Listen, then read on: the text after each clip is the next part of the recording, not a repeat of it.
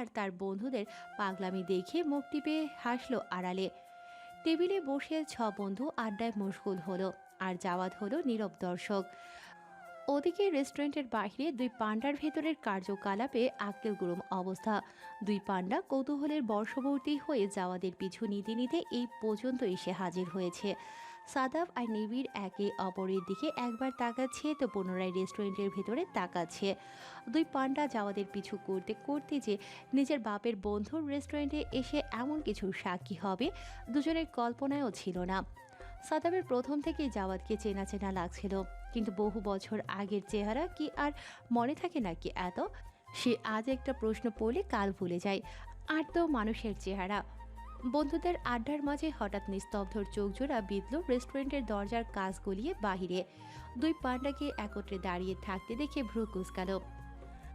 তোরা দুজন এখানে দাঁড়িয়ে কি করছিস? নিস্তব্ধর হঠাৎ গলা ফাটিয়ে চিৎকারে চমকে সুজন, মাহিন সহ সকলে দরজার দিকে দৃষ্টিতে নিবদ্ধ করল। সাদাফ আর নিবিড় নিস্তব্ধর হঠাৎ ডাকে থতমত খেল। তারা আশা করেনি এভাবে ধরা খাবে। কোনো খেলে তারা ভুলে বসেছে কাজ পেরিয়ে ভেতর থেকে বাহিরের সব দেখা যায়। শিট, এত বড় একটা মিস্টেক তারা করল কেমন করে? নিস্তব্ধ সুজন মাহিনকে তীর্যক কণ্ঠে বলল, তোদের পণ্ডাতদের আমন্ত্রণ জানা, সঙ্গে নিয়ে আসবি না? কেমন বাপ তোরা? মাহিন দাঁতে দাঁত চেপে নিবিড়ের উদ্দেশ্যে চিৎকার করে বলল, বাইরে দাঁড়িয়ে আছিস কেন হতভাগা? এখানে ভেতরে এসে এখানে আসার কারণ বলে আমাদের উদ্ধার করেন। এই নিস্তব্ধ, ওদের সময়ে আমরা কি এরকম করেছি বল? সেটা তুই ভালো জানিস। আমায় কেন জিজ্ঞেস করছিস? তোদের মতো আলতু ফালতু সময় তো আমার ছিল না। মাহিন স্পষ্ট বুঝল বেটা তার বোনকে ড্যাব ড্যাব করে তাকিয়ে দেখার খোঁটা দিচ্ছে। সুজন দাঁত কেলিয়ে হেসে বলল, আসলে আমার ছেলে একদম বাপের মতো হয়েছে। শ্বশুরকে চোখে হারায় বুঝলি? দেখ কেমন এখানে চলে এসেছে। কে তোর শ্বশুর? আমাকে দেখে কি তোর বুড়ো মনে হয়? শ্বশুর হওয়ার বয়স হয়েছে আমার। সুজন দাঁতে দাঁত চেপে বলল, না, তোমার তো শ্বশুর হওয়ার বয়স হয়নি, তোমার বউয়ের শুধু শাশুড়ি হওয়ার বয়স হয়েছে, তাই না? নিস্তব্ধ চোখ ছোট ছোট করে চাইল। সাদাব আর নিবিড় দুই পান্ডা কাচুমাচু মুখ করে সকলের সামনে এসে দাঁড়ালো। জাওয়াত অবাক হয়ে মাহিন আর সুজনের উদ্দেশ্যে শোধালো, এরা দুজন তোমাদের ছেলে আঙ্কেল? What a surprise! দুই পান্ডা নিজেদের মাথা আরো নিচু করে নিল। গেল আজ তাদের সব ইজ্জত গেল একদম বৃষ্টির পানিতে মাটি ধুয়ে নদীতে মিশে যাওয়ার ন্যায়। রাত তখন 12টা প্রায়। পড়ার টেবিলে বসা মাহরিসার ঘুমে চোখ ভেঙে আসছে, অথচ তার আজকের দেওয়া টাস্ক কমপ্লিট হয়নি। ঝিমুতে ঝিমুতে টেবিলে মাথা রাখতে নিতেই তৎক্ষণাৎ চট করে মাথা উঠিয়ে ফেলল। আবার উপস, রাগের দুঃখে কয়েকবার মাথায় বাড়ি বসালো সে। মাথা ঝাঁকালো, তবুও কাজ হলো না। শেষমেশ উপায় না পেয়ে ওয়াশরুমে গিয়ে চোখে পানির ছিটে দিল। তবুও কাজ হলো না। টেবিলে এসে একই দৃশ্য বারবার রিপিট হচ্ছে। বাধ্য হয়ে ফোন হাতে নিল। ফোনের নেশায় এবারে যদি তার ঘুম বাবাজি গায়েব হয়, এরপরও যদি ঘুম বাবাজি না পালায়, তবে মাহারিসা সত্যিই তাকে এবারে আগুনে পোড়াবে। ঘুমের মাথায় হিসু করবে সে। এরপর তার হিসুর বৃষ্টিক গন্ধে ঘুম বাবাজি চোখ বুঝতেও ভয় পাবে। আহা, গন্ধ তীব্র করার প্রয়োজন পড়লে সে 2 নম্বর কাজটাও করতেও মোটেও কৃপণতা করবে না। ডিরেক্ট অ্যাকশন নিতে হবে। ফেসবুকে ঢুকে আদিতকে লাইনে দেখে তার মাথায় দুষ্ট বুদ্ধি জাগল। আচ্ছা, তার আদু ভাইকে যদি এই মুহূর্তে প্রশ্ন করা হয়, আদু ভাইয়া, আপনি কি কখনো ঘুম বাবাজির গায়ের উপর হিসু করেছেন? কখনো ওই যে ছোটবেলায় ঘুমের ঘোরে স্বপ্ন দেখতেন না, কলা গাছের মাথায়? মায়েরিসার ভাবনা সম্পূর্ণ হওয়ার সুযোগ দিতে একদমই নারাজ অধৈর্য আদিত। এত রাতে অনলাইনে কি তোর নাগর লাগবে, নাকি অলরেডি জুটিয়েছিস? ফুপ্পিকে খবর দেব জামাই লাগবে তোর? আদ্রিতের হঠাৎ এমন বিস্ময়কর তিরস্কারপূর্ণ মেসেজে বাকরুদ্ধ হয়ে ফোনের স্ক্রিনের দিকে চেয়ে রইল মাহরিসা। আস্তাগফিরুল্লাহ, কি সব ভাষা আপনার আদু ভাইয়া? নাগর জুটবো কেন আমি? নাগর কেন লাগবে আমার, বলুন তো? তোর নাগর কেন লাগবে তা তো তুই তুই ভালো জানিস। বাজে কথা বলবেন না আপনি একদম। আমার জামাই লাগবে আপনাকে আমি বলেছি? বলিসনি? কখন বললাম? আদ্রিত নিজের চোয়ালে হাত বুলাতে বুলাতে খসখসে কণ্ঠে বলল, এখন বল। আমার কোনো জামাই লাগবে না আদৃত ভাই, আপনি ফালতু কথা বলবেন না একদম। আদ্রিত বাঁকা হাসল। ভিডিও কল দে। মাহারিসা চোখ বড় বড় করে বলল, কেন? তার কৈফিয়ত দিতে হবে তোকে। অফকোর্স দিতে হবে। আমায় কল দেবেন অথচ আমায় কৈফিয়ত দেবেন না? তোকে কেন কৈফিয়ত দেব? কে তুই? মাহারিসা তো দমে যাওয়ার পাত্র নয় আজ। সে পরপর তীক্ষ্ণ জবাবে প্রতি উত্তর করল। আপনি আমাকে কেন ভিডিও কল দেবেন আদৃত ভাই? আপনি কে? আদ্রিতের মেজাজ খারাপ হলো। মুখে খই ফুটেছে তোর? জবান কি করে বন্ধ করতে হয় এই আদ্রিত খুব ভালো করেই জানে। তা তো একটু ফুটতেই হবে, আমি তো বাবা নই। আদ্রিতের কণ্ঠে স্পষ্ট হুমকি। ফার্দার যদি তুই মুখে মুখে তর্ক করিস মারু, তোর জিভ টেনে ছিড়বো আমি, হাতবিহীন। I promise. ওপাশের লাইন কেটে গেল। মাহারিসা হতভম্ব হয়ে বসে রইল। হাত ব্যতীত মানুষের জীব কি করে ছেঁড়া যায়? লোকটা কি বদ্ধ পাগল? আজ সূর্যি মামা বোধহয় নিজের সকল আক্রোশ একেবারে ঠেলে দিচ্ছে ধরণীর বুকে। আহা, কি নিষ্ঠুর তার অভিব্যক্তি! এই কাঠফাটা রোদ্দুরে ভার্সিটির মাঠের মাঝে দাঁড়িয়ে থাকা একদল যুবক যুবতীর ওপরে প্রফেসর জাওয়াদ পাটোয়ারি কি এক ফোঁটাও মায়াও হচ্ছে না। হচ্ছে না তো, একদমই হচ্ছে না। তাই তো সকাল 11টা থেকে 12টা পর্যন্ত যে নীলাদ্র, তিয়াশা, সাফওয়ান সকলে দাঁড়িয়ে আছে, সে কি দেখতে পাচ্ছে না? পাচ্ছে তো, কিন্তু ইচ্ছে করে মায়া দেখাচ্ছে না। সূর্যি মামার সঙ্গে সঙ্গে জাওয়াত সকলকে দিচ্ছে নীরব শাস্তি। নীলাদ্র সাফওয়ানের উদ্দেশ্যে বলল, জাউরাটা কালকে যে বলল 12টায় সকলকে আসতে, কই সে আসছে না কেন এখন নিজে? সাফওয়ান মুখ লটকে বলল, জানি না। তিয়াশা বারংবার বোতল থেকে পানি নিয়ে মুখে দিচ্ছে সমানে। সাফওয়ান তার মাথাটি চাটি মেরে বলল, আমাদের মতন মুখে পানি ছিটাচ্ছিস কেন? নাকে বোতলটা একটু দে, পানি খাই। গরমে সিদ্ধ হয়ে যাচ্ছি, রোদে কয়লা হয়ে যাচ্ছি। তোর মুখে না মেরে আমাদের পেটে পানি বাবাজি গেলেও তোর সব হবে। মানুষকে পানি খাওয়ালে সব হয়, বিশ্বাস কর। তিয়াশা রাগী চোখে তাকালো সাফওয়ানের পানে। সাফওয়ান দাঁত কেলিয়ে হেসে বলল, অমন করে তাকাস কেন? ভয় পাই তো। আমি আমার পানি মুখে ঢালবো না গলায় ঢালবো সেটা তুই বলার কে সাফওয়ান? তোর বিশ্বাসের কথায় আগুন। নীলাদ্র দিল এক ধমক। Just shut up. তোদের মুখগুলো কি একটু বন্ধ করবে? দেখতে পাচ্ছিস শুধুমাত্র তোদের কারণে আজ আমায় এই রোদের মাঝে দাঁড়িয়ে থাকতে হচ্ছে। কি দরকার তোদের প্রতিদিন মেয়ে মানুষ ধরে ধরে র্যাক দেওয়ার? তিয়াশা মেজাজ খারাপ করে বলল, এখন যত দোষ নন্দ ঘোষ, তাই না? তুই তো সেদিন বলেছিলি কাশফিকে। চুপ। নীলাদ্রর ধমকে তিয়াশা অন্যদিকে গিয়ে দাঁড়ালো। তার ধমকে সে ভয় পায় না মোটেও, বরং নীলাদ্রর প্রতি রাগ হচ্ছে ভীষণ রাগ। নীলাদ্র বিড়বিড় করে বলল, জাউরাটা আসছে না কেন? আসুক একবার, কাল ওকে দেখাবো মজা। আমাদের দাঁড় করিয়ে রেখে হুমকি দিয়ে যায়, সাহস কত ব্যাটার! সেই মুহূর্তে সাদাব আর নিবিড় দুই পান্ডা ওদের সামনে এসে দাঁড়িয়ে শয়তানি হাসল। সাদাব হেসে বলল, আসবে না, আসবে না, কারণ সময় 1 ঘন্টা বাড়ানো হয়েছে। নীলাদ্র, নিজের চারপাশে একটু তাকিয়ে দেখ, কে এখন এসে উপস্থিত হয়নি। নীলাদ্র রাগে হাত মুষ্টিবদ্ধ করে দাঁতের দাঁত চেপে দাঁড়িয়ে রইল। আধা ঘন্টা মাঠে দাঁড়িয়ে থাকার পরে নিবিড় সাদাফের কানে ফিস ফিস করে বলল, ভাই চল না বট গাছের নিচে গিয়ে একটু বসি। জাত ভাই তো আর দেখবে না। এই দেখ না, আমার হাতগুলো একদিনে রোদে পুড়ে কলা হয়ে গেছে, কেমন কুচকে কুচকে যাচ্ছে। এমন হলে তো মেয়েরা আমাকে পছন্দ করা বন্ধ করে দেবে ভাই, চেহারায় কালছেটে পড়ে যাবে। সাদাব দাঁতে দাঁত পিষে বলল, চুপচাপ দাঁড়িয়ে থাক মহেশের বাচ্চা। জাওয়াত ভাই নয়, স্যার বল। ভাই কি বললো শুনিস নি? তোর কি মনে হয় সে ভার্সিটিতে এসে আমাদের ভাই পরিচয় দেব? ম্যাডম্যান। সময় গড়ানোর সঙ্গে সঙ্গে একে একে স্টুডেন্ট এসে হাজির হতে লাগলো। একসময় নমি, অদিতি, কাশফিরও দেখা মিলল। নমি নিবিড়ের থেকে খানিকটা দূরত্ব বজায় রেখে দাঁড়িয়ে তার পানে চেয়ে দাঁত কেলিয়ে হাসল। নিবিড় কটমট করে চাইল, ফিস ফিস করে বলল, একবার শুধু করাকেল থেকে বের হই, তোমাকে মজা দেখাবো। নাও ডোবা চশমিশ। তো আপনাকে কি আমি ছেড়ে দেব? কচু করবেন আপনি আমার, কচু, বুঝলেন? সাদাব নিবিড়ের কানে কানে ফিস ফিস করে হেসে বলল, মেয়েটা কিন্তু সুইট আছে, বল। কি মিষ্টি মুখ করে তাকিয়ে আছে দেখ। নিবিড় মুখ বাঁকালো, নমি চোখ বড় বড় করে বলল, কি আশ্চর্য, বাদর দেখি মেয়েদের মতো মুখও বাঁকায়, হাই হাই।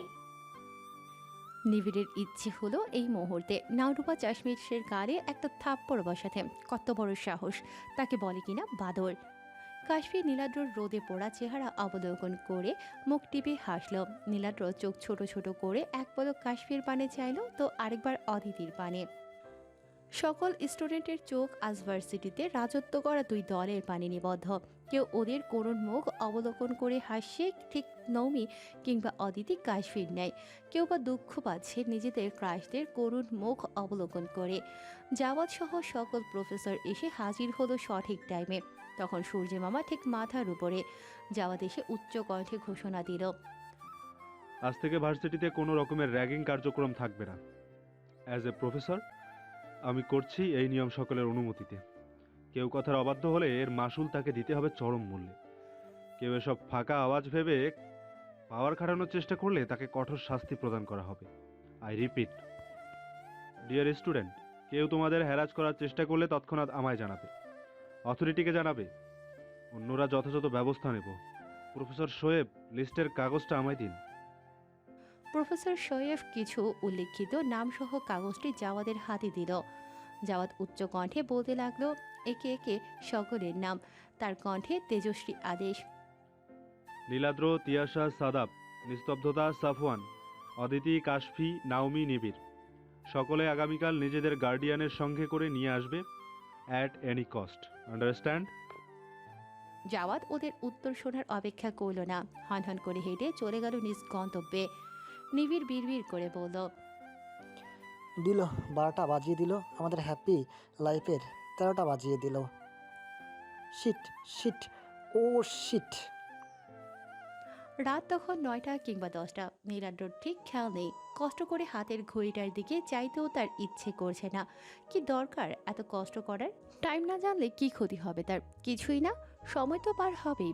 সে তো আটকে রাখতে পারবে না। যেমন করে পার হয়ে গেল তার জীবনের 26টি বসন্ত। বসন্ত নয়, কালন্ত। কালো যোগ অন্ত, কালন্ত। তার জীবনের একটি কালো অধ্যায়গুলো। রঙিন তো এই পর্যন্ত তার জীবনে কিছু নেই। ওই ছোটবেলার মুহূর্তটুকু বাদে। আকাশে আজ চাঁদ মামা আলো ছড়াচ্ছে নিজের ইচ্ছে মতন। সেই আলোর ধরনের সকল কিছু আবছা স্পষ্ট। ব্যালকনিতে থাকা গাছের চারাগুলো মৃদু বাতাসের ঝাপটায় ছন্দ তুলে নড়ছে, নৃত্য করছে আপন গতিতে। ওই দূরে নারকেল গাছটায় হুতুম পেঁচা ডাকছে কি, হয়তো ডাকছে, বোঝা যাচ্ছে না। সব কিছুই যে অস্পষ্ট, ঠিক তার জীবনের ন্যায়। আবছা অন্ধকার আলো ছায়ার আধারিতে মিলেছে নানান মেলা, সেথায় শুধু বিষাদের ছোঁয়া। নীলাদ্র পকেট হাতড়ে সিগারেটের হদিশ করল, পেয়েও গেল। লাইটার খুঁজে মুখে রাখা সিগারেটের মাথায় আগুন দিল নির্লিপ্ত ভঙ্গিতে দক্ষ হাতে। শ্বাস নিয়ে সুখ টান দিল। জলময়ী দূষিত ধোঁয়া নির্দ্বিধায় ছেড়ে দিল আকাশ পানে মুখ করে। ছেলের পেছনে এসে নিঃশব্দে দাঁড়ালো আরাধ্য। হ্যাঁ, নীলাদ্র তারই সন্তান, কিন্তু সে বাবার দায়িত্ব কতটুকু পালন করতে পেরেছে বলা মুশকিল। বিয়াদবের মতন বাপের সামনে সিগারেট ফুঁকছো, লজ্জা করছে না তোমার? নীলাদ্র পিছু ফিরে তাকানোর প্রয়োজন মনে করল না। আজকাল কেন জানি না তার লোকটার চেহারার দিকে তাকালে বড্ড মায়া হয়। তার ছেলের মায়া, করুণ মায়া নয়, মোটেও নয়, প্রশ্নই ওঠে না। নীলাদ্র নির্লিপ্ত কণ্ঠে বলল, বিশ্বাস করুন মিস্টার আরাধ্য, একটু লজ্জা করছে না। যেমন করে আপনার লজ্জা করেনি মমকে ডিভোর্স দিতে, যেমন করে আপনার লজ্জা করেনি মানুষের কথায় একজনকে বিয়ে করে নিজের সঙ্গে জড়াতে, যেমন করে আপনার লজ্জা করেনি যার তার কথায় অপরের ক্ষতি করতে উদ্যত হতে, আবার ভুল বুঝে মাথা নত করতে। ঠিক তেমন করে আমার লজ্জা করছে না, একটুও না। আরাধ্য নীলাদ্রর কাঁধে হাত দিয়ে তাকে আদুরে স্বরে বোঝানোর তাগিদে শুধালো, নীলাদ্র, তুমি কিন্তু সব সময় আমার ভুল বুঝো মাইসান। নীলাদ্র এক ঝটকায় আরাধ্যর হাত নিজের কাঁধ থেকে সরিয়ে দিয়ে উচ্চ স্বরে বলে উঠল, খবরদার, একদম ভালো বাবা হওয়ার চেষ্টা করতে আসবেন না। আপনি সেটা চাইলেও পারবেন না মিস্টার আরাধ্য। So don't cross your limit. আরাধ্য হতবম্ব বদনে ছেলের পানে চেয়ে রইল। জীবনে কি করতে পেরেছে সে? না পারল ভালো বাবা হতে, আর না পারল ভালো স্বামী হতে। কিচ্ছু না, কিচ্ছুরই না। নীলাদ্র রুমের ভেতর গিয়ে ব্যাগ গোছাতে লাগলো। আরাধ্য অবাক স্বরে বলল, কি করছো তুমি নীলাদ্র? বেগ গুছাচ্ছ কেন? সে ব্যাগ গোছাতে গোছাতে নির্লিপ্ত কণ্ঠে বলল, কারণ আমি আর আপনার সঙ্গে থাকছি না, আর পসিবল নয়। নিজের লাইফটাকে তো হেল্প করছেনই, আপনি এখন চাইছেন আমার লাইফটাকে যাযাবর বানাতে, রাইট? বাট আমি আপনার সেই অভিসন্ধিতে সামিল হচ্ছি না। নীলাদ্র, এমনটা করো না, আমার কথা শোনো। নীলাদ্র ব্যাগ কাঁধে তুলে নিয়েছে। ততক্ষণে বাইকের চাবিটা খুঁজতে আরম্ভ করলো। এত রাতে তুমি কোথায় যাবে, কোথায় থাকবে? নীলাদ্র বাইকের চাবি হাতে নিয়ে বেরিয়ে যেতে যেতে বলল, আমার থাকার জায়গা আমি ঠিক খুঁজে নেব, আপনাকে তা নিয়ে চিন্তা করতে হবে না। আমাদের ভাই বোনকে নিয়ে ভেবে আপনাদের আনঅফিসিয়াল স্বামী স্ত্রীর লোক দেখানো সো কল্ড চিন্তা বান না করলেও হবে। আপনি বরং আপনার ব্যবসার কথা ভাবুন, কাজে লাগবে। আর আর হ্যাঁ, আপনার সো কল্ড ব্যবসা ফেলে যদি সময় করতে পারেন, তবে কাল একবার আমার ভার্সিটিতে যাবেন, আপনাকে তলব করা হয়েছে। আর যদি প্রতিদিনের ন্যায় কালো সময় না পান, তো থাক, কোনো দরকার নেই যাওয়া। আই হ্যান্ডেল ইট, আমি একাই যথেষ্ট। নীলাদ্র বেরিয়ে গেল। আরাধ্য শূন্য মস্তিষ্কে দাঁড়িয়ে রইল। ফাঁকা ফ্ল্যাট, মানুষের অভাবে হাহাকার করে উঠল নীরবে, নিভৃতে, নিঃশব্দে। আরাধ্য দ্রুত তার বিয়ে মনসুরকে কল করল। ও কোথায় যাচ্ছে, কি করছে, কোথায় থাকবে আমায় ইন ডিটেলস জানাবে। বেরিয়ে গেল মাত্র। ফোনের ওপাশে থাকা মনসুর জবাব দিল। আরাধ্য হাঁটু গেড়ে বসে পড়ল ফ্লোরে। তার সঙ্গে জেদ করে আজ তার এই অট্টালিকা, আজ সেও নেই, কেউই নেই, কেউ না। কি হলো এত জেদ করে? কি পেলাম জীবনে? শুধুই শূন্যতা। হ্যাঁ তাই তো, শুধুই শূন্যতা। কিছু অপরাধ, কিছু না পাওয়ার বেদনা, কিছু হতাশা। জীবন যে সবাইকে সব দেয় না, মোটেও দেয় না জীবন। সে যে বড্ড কৃপণ, ভীষণ। সময়টা তখন ঠিক সন্ধ্যা পেরিয়ে রাত, তবে ততটাও রাত্রি নয়। ওসমান ভিলার ড্রয়িং রুমে হুলস্থুল কাণ্ড। তাসফি একবার রান্নাঘরে যাচ্ছে তো একবার আসে, একবার শরবত আনছে তো মিষ্টি, একবার নাস্তা। নিস্তব্ধতা আজ জোর করে হসপিটাল থেকে বাসায় এসেছে। ওমন অসুস্থ পরিবেশে অসুস্থ মানুষ তো আরও অসুস্থ হবে। ওখানে থাকা যায় নাকি? দিনের পর দিন মানুষ তো থাকে দায় থেকে। নিস্তব্ধকে বারবার বলার পর সে রাজি হয়েছে মেয়েকে বাড়িতে আনতে। তারপরেও শর্ত দিয়েছে নিস্তব্ধ যেন সাবধানে থাকে। পুনরায় এমন করলে একদম তাকে তালাবদ্ধ করে রাখা হবে। ড্রয়িং রুমের মুখোমুখি সোফায় বসে আছে সাদাব আর নিস্তব্ধতা।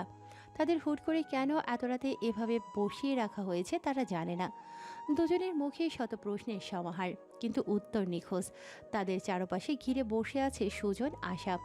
অপর পাশে নিস্তব্ধ ও তাসফি। নিস্তব্ধ বিরক্তি নিয়ে বসে আছে। সবটাই তাসফি আর সুজনের কারসাজি। তার বউ আর বন্ধু দুজনে মিলে যে কি করতে চাইছে তা সে নিজেও বুঝতে পারছে না।